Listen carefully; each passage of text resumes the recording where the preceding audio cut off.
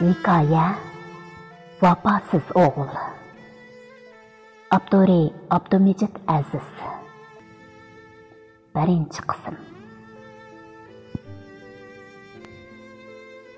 Ko'zlari yig'idan qizirib ketgan Qosim aka qo'llari titrganicha shahardagi yolg'iz o'g'liga telefon qildi. Hashamatlik dachida Kristoga yo'linib, dаңлық marka qimmat baholiq telefonida video ko'rib o'ltirgan o'g'il telefon ekranida dadasining nomeri paydo bo'lishi bilan kayfi mengas o'rladi. U xushaqmagan holda telefonni elib, dadasidan tinch amonlik so'rash o'yoqda tursin. "Ha, nim bo'ldi? Yana pulmi? Tex qaysi kuni pul bergan edim-ku. Bo'shroq to'yg'izinglar odamni. Elimi topgan pulimning yarmini degdek berib bo'ldi. Endi bundan keyin meni pul beramikin deb tamoq qilmanglar." U dadasini bir eg'iz gap qilg'ilmi qo'ymay, shu gaplarni davilib telefonni qo'yibdi. Bechora Qosim aka bu so'zlarni anglab, yig'idan o'zini tutib ololmadi. U tishini tishlab turib, o'g'liga yana bir qatim telefon qildi. Erkin telefonni elibla zarda bilan: "Ha, yana nima bo'ldi? Bekmi qiyin odamkansiz dada. Qochonlik qarsi divondek odamdan pul so'rab yuraydi ekansiz. Bek ish bo'lib ketdim sizga." "Kechirgin o'g'lim. Bundan keyin bizga sening puling lozim emas. Bechora onam bugun atigan qutqizish unin bermay olamdan o'tdi. Men necha vaqtdan beri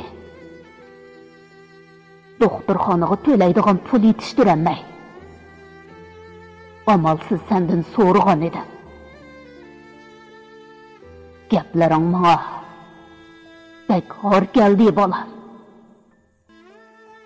Men pat yaqinda uylarni setib sendan olgan qarzning hammini qaytarman. Xohlasang oxirgi qatim onangning yuzini bir ko'rib ol. Sana mush xabarni yetkazgani telefon qilgan edim bolam." Qosim aka shu gaplarni deb bo'lib telefonni qo'ydi. O'g'il dadasining gapini anglabla put-qo'liga ixtiyorsiz titrak olashdi. U darhalla tayyor bo'lib yezdagi uyga bormoqchi bo'ldi-yu, lekin qatar chayga ketgan ayoldan ruxsat so'rab menishni o'ylab, ayolni saqlab o'ltirdi. Ota-onasiga yeyiqmay gap yondirdigan bo'llarda ayolidan bekmi qo'rqatdi. O'zi topgan pulni ayolidan beso'roq bir tangimi xajlayamaydi. Bir shirkatning direktori turib, ayoli har xil so'rin, qatar chay. Do'stlar yig'ilishiga ketganda uyda balalarni beqib, ayolining kelishiga tamoq etib, beshiga yog'liq otib o'ltiradi. Uning ichi hozir shunchalik titildab ketgan ediki, umrida bunday hissiyatda bo'lib baxmaganligini his qildi. Ayoliga necha qatim telefon qilgan bo'lsa-mu, ayoli telefonni olmadi. Ayoli balkim boshqa erlar bilan quchoqlashib tansa o'ynayotgan bo'lsa kerak. U ixtiyorsiz bachisining o'g'isiga chiqib, yerim karvatlik rohat o'rindiqda o'ltirib, yiroqqa qarab xiyol surishga boshladi. U uyda birla bola edi. Ota-onasi namrat bo'lsa-mu, uning xushalligi uchun nemini xolisi shuni qilib berib, hech kimning oldida bo'yni qismay cho'ng qildi. U oliy maktabga o'qishga manganda ota-onasi eg'ildagi qo'y kala. Hatto kaptar boshqasini tatib setib, uni yo'lga soldi. U maktabga ketgandan keyinmi yo'lni yiroq ko'may yeziga berib, uningga kunda telefon qilib xat sep turdi. Yat shaharda bo'yni qisilib qolmasin deydi ular. U o'qishga ketgandan keyin onasi baylarning kirqatlarini yo'yib, dadasi haqin nadikar ishlab topgan pullarni o'ziga bir tiyinmi ep qolmay hammasini avatib berdi. Uning ota-onasi shu sabab baldurlik qerib mükjüyüp ketgan edi. Necha yildan keyin o'g'il o'qish bitirib, Urumchidagi ma'lum bir shirkatga xizmatga tushdi. U dastlabda aktivlik bilan yaxshi ishladi. Shirkat direktori buning tirishib yaxshi ishlayotganligidan ta'sirlanib, uni yoqtirib qoldi. Keyingi kunlarda u shirkat direktorining qizi bilan tanishib qolib, bir mazgil muhabbatlashgan bo'ldi. Ata-onasining uningga kecha-kunduz omad tilishi ostida uning hamma ishi o'ngga tortib. U shu kunlarda topgan pulini shirkat direktorining qiziga qimmatbaholiq o'zik va kiyim-kechak ep berishga xarjladi. Ata-onam nima ish qilayotgandi?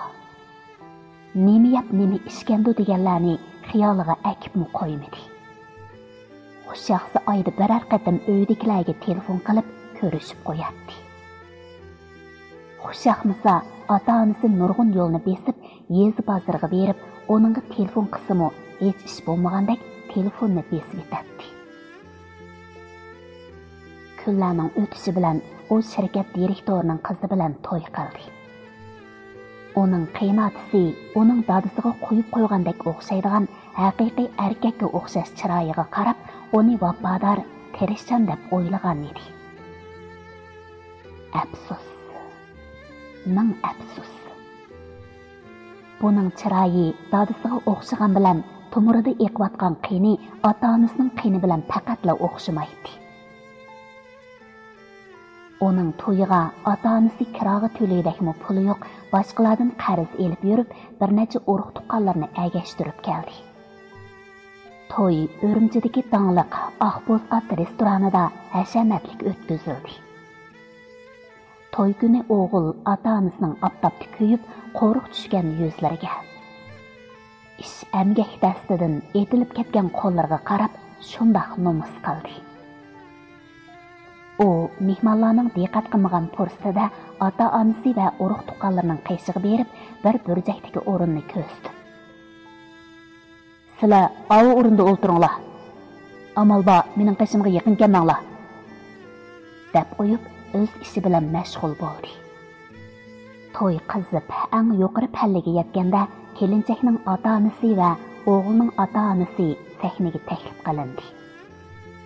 O'g'il ota-onasi qiyshig'i kelib, uning yanida turishi bilan nijosatdan saskingandek chiroyini purishtirib, ota-onasidan amalba yiroq turish uchun harakat qildi. Buni ko'rgan mehmonlar uning qilayotgan harakatini ko'rib, uningga nafrat, echinish ko'zlari bilan qaradi. Bechora ota-ona bu ishlarni faqatli ko'ngliga olmadi. Chunki ular o'g'lining mushundoq baxtga erishganidan ich-ichidan xushal edi. Bugun ular necha vaqtdan tatgan jafolarni unutib ketgandeklar ozodi bo'lib qolgan edi. To'ymu oxirlashdi. O'g'il to'y bo'layotgan restorandalar dadasining qo'liga bir tutam pulni tutqizib, hozirlik qaytib ketishni aytdi. Ular har qancha namrat bo'lsa-mu, uning ota-onasi edi-ku. U keyingi kunlarda xotin yerligi. Ishki o'g'il bo'lib, qiynatisining epagan uyda o'ltirib, xotinining pulini xajlab yurdi. Keyin qiynatisi jigar qatish kasali bilan olamdan o'tdi. U bo'lsa qiynatisining shirkat va uylariga egizorchilik qildi. Keyinchi tirishib nurg'un pul topganmi bo'ldi. Lekin ota-onasiga ozroqmi vafodorligini yetkazolmadi. Uning ayolimi o'ziga o'xshashli vafosiz, qilganni bilmaydigan nomard ayol edi.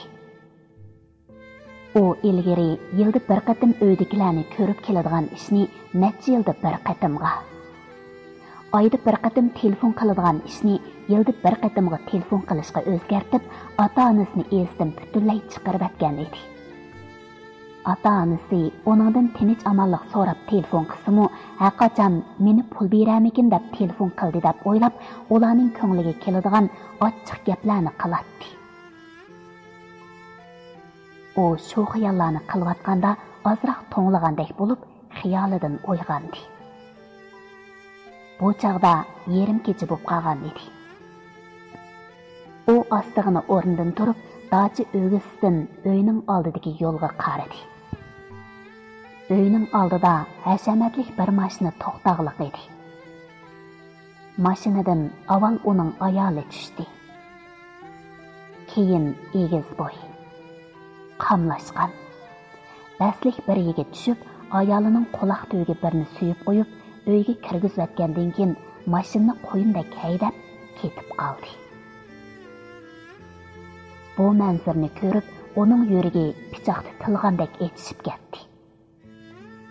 U ayolini bundoq qiladi deb tushudimi o'ylab baxmagan edi. Tez qadamlar bilan pastga tushib, mehmonxona uyda turgan ayolining qishig'i keldi. Uning buqadaksa olib qarashlaridan ayolining qo'yi tutib, "Voy, nimandaq sap qaraysan? Ichimni ilashtirib, tamoq etmadingmi?" Uning og'ziga nurg'un gaplar keldi-yu, lekin ayoliga bugun onasining o'lib ketganligini dedi. U bechora ayolini saqlab, onasining yuzini ko'ramagan edi. Uning ko'ygini ayolini yot erlar suyib qo'yib, uyga akirib qo'yg'ini bo'ldi. Ayoli uning gapiga pisand qilmagandek, "Voy, nima bo'pti o'lib ketsa? Elmi qeyrib, bir puti go'rgi sangilg'ili uzun bo'lgan-ku o'qotinning.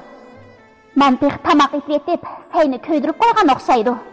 Yoki bo'lmasa, kiyimlarimga dazmol selib etib, biror kiyimimni ko'ydirib qo'ygan o'xshaydi deb qo'rqib ketibdiman. Quruq gapni az qilib, men ko'ptamga darhol dazmol selayotgan. Bugundakli purlishib ketdi." U shundoq deb ustidagi koppisini selib, erining qo'liga tutqizib qo'yib, ishkini bilanla kasini to'lg'ig'inicha yotoq uyga kirib, ishkini jangida qilib yopdi. Ishkining yepilishi bilan u ozroq qo'shini topgandek bo'lib, qo'lidagi koptani yerga tashlab, bo'randek sirtqa etildi. U yugurganicha pastga tushib, uy oldida turgan Toyota markali mashinasini bo'randek haydab mandi. Uning hozir kallasida baya ayoli onasining o'limiga parvosiz qarg'anligi cho'gilayotdi. U ayolini bunchalik yuzsiz, bundoq rahimsiz deb o'ylab baxmagan edi. Ayoli buningdan burunmi uningga nurg'un qatam yeshamlik qilgan bo'lsa-mu, u faqatlik ko'ngliga olmagan edi. Chunki u ayolini o'zi shundoq qilib ko'ndirib qo'ygan edi. U mashinani yezdagi uyi tarafga shiddat bilan haydab etib, bugun bir kun ichida bo'lib o'tgan ishlar ko'ngil ekranidan bir-birlab o'tishga boshladi. Dastlabda umrlik hamrohidan ayrilib qolib, hozir ichida turgan dadasiga qo'pol tekkanligi. Ikkinchi bo'lib onasining o'lib ketganligi. Uchinchi bo'lib ayoli sirtdan oshin tutib olganligi.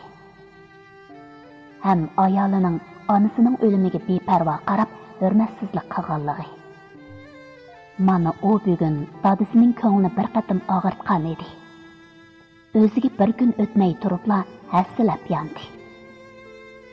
U xiyol bilan bo'p ketib, mashinani tuban xotga qo'yib, mayni quloqqicha dastigashga, mashina uzun mangmayla motordan is chiqib, asta-asta to'xtab qoldi. Bu chaqda u shahardan xiyli yiroqlashib, say yo'liga kirib qolgan edi. U mashinasini yo'lning chetiga tortib olishga ulgurmadi. U aldirab pastga tushib, mashinaning oldini echib, motorning eg'ir darajada buzilganligini bilgandan keyin mashinani chetga chiqib qo'yish uchun mashinani ishtirib baxdi. Lekin bu yo'g'on mashinani nedir-sidir qildiramadi. U yo'lning chetiga o'tib, sug'urta shirkatiga telefon qilish uchun yonchog'idan telefonni elib turishiga, qarish tarafdan tez suratda kelayotgan cho'ng yuk mashinasi uning mashinasini qog'oz eshikni bosgandek besib, to'p-to'z qilib o'tib ketdi. Yuk mashinasimi uzun mangmay kontrolligini yo'qotib, yo'l chetidagi to'g'roq to'yida o'rilib tushdi. Bu ahvoldan erkin bekli qo'rqib ketdi. U mashinamning qishida yana birdam turgan bo'lsam, qandoq fojia yuz bera bo'g'ayti deb o'ylab, teni shurkunib ketdi. U darhol sug'urta shirkati va soqchi idorasiga telefon qilib, bo'lgan ishlarni va o'zining o'rnini deb berdi. Uzun o'tmay qutqizish mashinasi va qatnash soqchilari bu yerda nig'ildab ketdi. Baxtga yarasha cho'ng yuk mashinasidagi ishki shoför saqagan edi. Qayrishqandek uni qatnash soqchilari tekshirib isbot olamiz deb soqchixonaga ep ketdi. Uni bir kecha tekshirib, mashina haydayotganda aroq ichmaganligini jazmlashtirgandan keyin tong otganda qo'yibdi. U soqchixonadan chiqib, o'dilla mashina bekitiga berib, kichik mashinadan birini kira qilib, yezdagi uyiga qarab mangdi.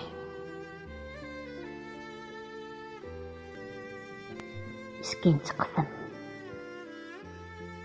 Yo'lda mang'ucha qatnash idorasi va sug'urta shirkatidagilar uningga to'xtamay telefon qildi. Lekin uning butun xiyoli yezdagi uyiga berishda bo'lg'ashqa telefonni etibdi. Shu kuni xeyli o'ptallik kech kirganda u yezdagi uyining oldiga keldi. Uy oldida beshiga oq yog'liq otib olgan ayollar u yandan bu yon menib yuradi. U mashinadan tushmayla ko'zlariga laqqada yosh keldi. Yig'idan o'zini tas tutib elib, shofirning kira haqini bergandan keyin eg'ir qadamlarni yo'tkab, o'yli ichiga kirdi. O'yilda turganlar uni ko'rib xuddi badbashir maxluqni ko'rgandek uningga chakchiyib qarashadi. U nima qilarini bilmay, qaqqan qo'ziqdek xeyli hazog'icha turib qoldi. Uning kelganligidan xabar topgan dadisi Qosim aka uy ichidan yugurganicha chiqib, uni bag'riga besib, öksüp yig'lab ketdi. Ata-ona degan nima degan apuchan ha? Agar u ota-onasidan boshqa odamga shundoq nacharlik qilib, yana xijil bo'lmay shu yerga borsa, hozirgidek paytda tumshiqig'in necha mush yegan bo'ladi. Erkinmi dadisini bag'riga ching besib, o'zimi to'ymagan holda shundoq ho'kirab yig'ladiki, uning qalining mo'riganiga o'xshaydigan yig'i ovozim o'yla larzaga keldi. Dada bola bir hazo quchoqlashib yig'lagandan keyin boshqalarning tasallisi bilan uyga kirdi. Erkin uyga kiribla atrofga qaradi. Lekin uning onasi hech yerda ko'rinmaydi. Uning onasi tunugin tushda yerlikka qo'yilgan bo'lib, uyda faqat yaqin yiroqdan kelgan tanishlarni kutib olish uchun qolgan bir necha qo'shnilar turadi. Qosim akaning bu yerda tuzuk urug' tuqqunimi yo'q edi. Chunki Qosim aka ota-onasidan kichiklik yetim qolgan bo'lib, balog'atga yetganda o'ziga o'xshash bir yetim qiz bilan, ya'ni marhum ayoli bilan tanishib, uning bilan oddiyli to'y qilib, bu yurtda makonlashib qolgan edi. Erkin uy ichiga kirib, onasining yotgan yerlarini, kiyim-kechak, yotgan ko'rpisini changida quchoqlab, öksüp yig'lab ketdi. U burun xotin bolalarni agashtirib, bu uyga kelganda maska taqib oladi. Bechora onasi kegiz ustini olqonlari bilan surtib, o'ldirishga taklif qilsa-mu, ishtinim to'pi bo'lib ketadi deb, oyog'i bilan chiqib zo'ngzuyib o'ldiradi. Xotini bilan balları bo'lsa, Maxtumxon ochi o'z qo'li bilan etib akagan tomoqni ko'nglimiz elishadigan deb faqatla yegili unmaydi. Yana texi yuzidan yuziga bu uyda burgi bakjiqgan. Sisiq puraydigan. Tezroq ketaylik deb unlik ovozda daveradi. Bundaq chaqda Qosim aka bilan Maxtumxon ocha bir-biriga qarab, ko'zlariga laqada yosh oladi. Ular qaytib manganda Qosim aka uyda yaqqanni sog'ira. Bog'dagi yang'oqlardan ularga yo'lliq tutsa, u narsalarni yerim yo'lga borganda Erkinning ayoli mashina aynigini tushirib, derazdan cho'rib etadi. Mana bugun Erkin onasining yotgan ko'rpa. Kiyim-kechaklarni suyib yalab, yerda dumlab yig'lagan bo'lsa-mu, onasi qaytib kelmadi. Onasining kiyimlarini yuzlariga yiqib, onasining hidini izlaydi. U bir kecha onasi yotgan yerlarni silab, o'zining qolgan iflos qilmishiga pushaymon qilib, tong atqizdi. Atisi atigan tong etishi bilanla boshqalarning hamrohligi bilan onasining tuproq beshiga chiqdi. U qabristonlikqa kelib, onasining qabrisini quchoqlab, shundoq un selib yig'ladiki, o'zining burun onasiga hech qanday vafodorlik yetkazmaganligini yig'lab turib so'zladi. Atrofda turganlar başta onun yığılğınıdan onunğa içi ağırgan bolsa, keyin onun öydekilerge qilchilikmi yaxşılık qilmaganligini anlap, onundan nafratlandı. O bir gün keşkicha anasının qavrisini quchoqlab, yemay içmay kun kesh qildi. Kesh bo'lganda dadisining uni yo'lishi bilan asta o'rnidan turib, dadisiga ergashdi. Dadisi qabristonlikdan uyga kelguncha onunga bir eg'izmi gap qilmadi. Chunki Qosim akaning ko'ngli o'g'lidan bakli og'irgan edi. Erkindan bakli umidsizlangan edi. Shu tariqada bir necha kun o'tib ketdi. Erkin bilan hech kimning kori bo'lmadi. U dadisidan gap so'rasimi, dadisi ha yo'q deb javob beradi. Qosim aka ayoli o'lib ketib 10 kun bo'lganda erkinga chandurmay tam qo'shnisining yangidan uylangan o'g'liga uy va yerlarni elishiga setibdi. Qo'shnilarning uyni nimishqa satisiz degan savoliga o'g'lim meni ep ketib, buningdan keyin o'zim boqaman deb chang turib oldi. Shaharga kelsam, buningdan keyin bu yerga kelinmaydigandek turaman. Shunga setvetishni o'ylashdim deb javob berdi. Qosim akaning uy va yerlari 50 ming yuandan ko'proq pulga yaradi. Qosim aka shu kuni kechda bir parcha xat yozib, xat bilan uy sotgan pulni erkin yotgan uyning bo'sug'isida qo'yib, untinsiz g'oyib bo'ldi.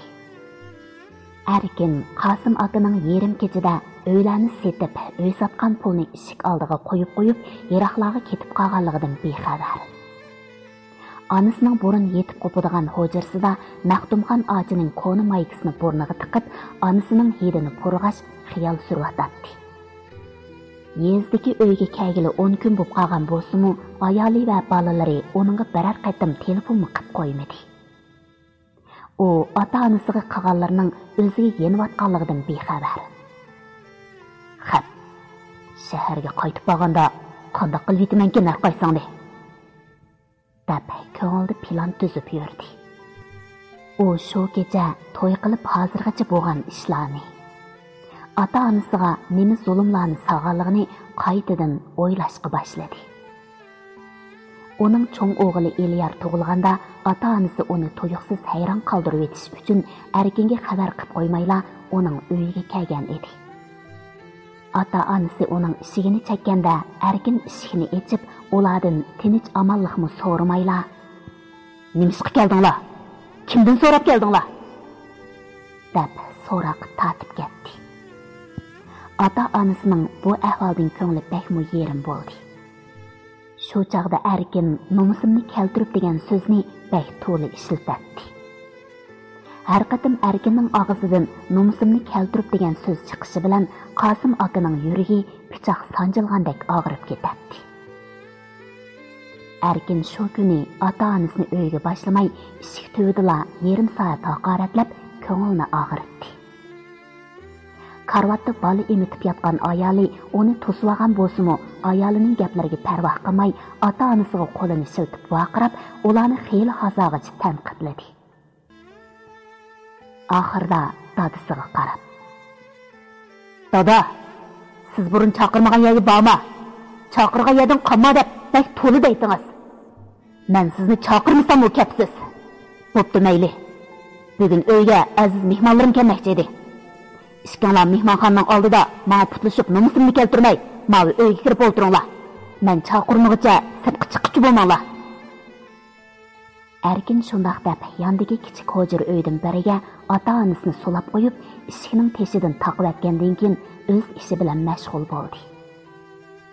Uning atalmish mehmonlari yarim kecha bo'lganda uzab ketdi. Mehmonlar uzab ketgandan keyin erkin eshib qolgan tomoqlarni ota-onasiga yegizib o'tmoqchi bo'lib, ota-onasini sulab qo'ygan uyning eshigini ochdi. U ota-onasining ishining yanadila tamg'i yo'linib uxlab qolganligini ko'rib, ishini teshidan yana taqlatdi. Atisi atigan Qosim aka ishini zarda bilan urib, erkinni uyg'otdi. Erkin chachrabli o'rnidan turib, ochiqligicha ishini echib, dadasiga gap qilay deb turishiga Qosim aka Maxtumxonning qo'lidan yetilganicha bir eg'iz gap qilmay talog'iga qarab mangdi. Maxtumxon acha Qasım Axunga əgişib ishikning sirtiga chiqib bo'lib. Navramni bir qatim bo'lsa-mu ko'rib olay dadisi. Sizlardan xush bo'lib qolay. Deb yig'lig'inicha Qasım akaning qo'lidan yo'l qo'linib chiqib, uyiga kirib ketdi. Maxtumxon tiz qadam bilan kelib, kelinining yanida yenik pushildab uxlayotgan navrisini qo'liga olmoqchi bo'lgan edi, Erkin onasining qo'lini tutib olib, "Balani tutma. Balaga kasal yo'qib qoladi", dedi. Maxtumxon o'g'lining ko'ziga tikilib, birdan qarab turgandan keyin o'rliganicha sirtqa chiqib ketdi. Erkin onasining sirtqa yugurganicha chiqib ketganiga parvohmi qilmay, beribli eshikni yepib, ayolining qishig'iga kelib o'ltirdi. Ayoli uningga qarab, "Ata-onangizga nimishqa bunday qilasiz? Ular sizdek bir o'g'il tug'ib, kasal yuqtirmay cho'ng qilgan tursa, onangizda nimishqa balangizga kasal yo'qidi?" U ayolining gapini anglab, ayolig'imi birdan qaynab so'zlab ketdi. "Hey, sen ko'rmadingmi? Uning qo'llari maynatning dastidan qaroqsiz bo'lib ketibdi. Shu qo'llari bilan bolamning yumram badallarini tutsa, kasal yuqmay qolama. Sen to'la eg'izga erishmay yetishingni bil." U shu chaqda ayoliga vaqirab, og'zini to'vaqlagan edi. Erkin xiyol surib mushiyaga kelganda, oxirini xiyol qilishga yuragi bardoshlik berolmadi. Chunki kichik ishki qizi tug'ilgandimi, u ota-onasining ko'nglini onadimi bakrak og'irtgan edi. U bugun bir kechini yig'lab, o'zining sochlarini o'zi yo'lib, tamlog'i usib yurib tong atqozdi. Ota-onasini yaxshi beqib, roziligini olgan farzandlarmi ota-onasi o'lib ketganda, ota-onasini texmo yaxshi beqib olmaganligiga pushaymon qilib, urib yig'ilishidi. Erkinning bu yig'isi amdila boshlangan edi. Erkin tong etib sirtning yurib ketganligini bilib, asta sirtqa chiqdi. U eshikdan chiqib etib, putiga putlashib do'milab ketgan qor bir xaltini ko'rdi. U qor xaltining ichida nima borligiga qiziqib, asta emishib, u narsani qo'liga oldi. Erkin xaltining og'zini ochib qarab edi, bir varaq xat bilan necha bog'lam pulni ko'rdi. Erkin eshik tövida bu pullarning paydo bo'lib qolganligidan hayron bo'lib, dadisi yotgan hujraning eshigini chekdi. Lekin eshik ochilmadi. Erkin eshikni ishtirib edi, eshik ochilib ketdi. Ammo Qasım aka uy ichida ko'rinmaydi. Erkin hoyliga chiqib, dadisini bir necha qatim chaqirgan bo'lsa-mu, dadisining ovozi hech yerda anglanmadi. Uning ko'ngli bir shumliqni sezgandek bo'lib, qo'lida tutib turgan xaltining ichidagi bir varaq xatni tezlik bilan elib, o'yildagi supida o'ltirib, xatni o'qishga boshladi. Xatda monolar yozilgan edi. O'g'lim Erkin, men ketdim. To'limu yiroqqa. Yuragim og'irmaydigan yerga ketdim. Asli ketmasligim kerak edi. Onang tutgan uyning chirig'ini yondirib, har kuni onangning qabrisini yo'qlab, qolgan kichkina umrimni mushu uyda o'tkazgim bor edi. Lekin men bu amalsiz qoldim. Mushunda qilmasam, sendan olgan qarzlarni qaytarolmayman. Sirtim madikor ishlab qaytaray desam, onunga mening umrim yetmaydigandek qiladi. Nemishqadir yuragim pat-pat sanjilib, bek og'riydigan bo'lib qoldi. Men ishlab pulingni qaytarib bo'g'icha, sening nashtardek sesiq gaplaringdan o'lib ketishim aniq.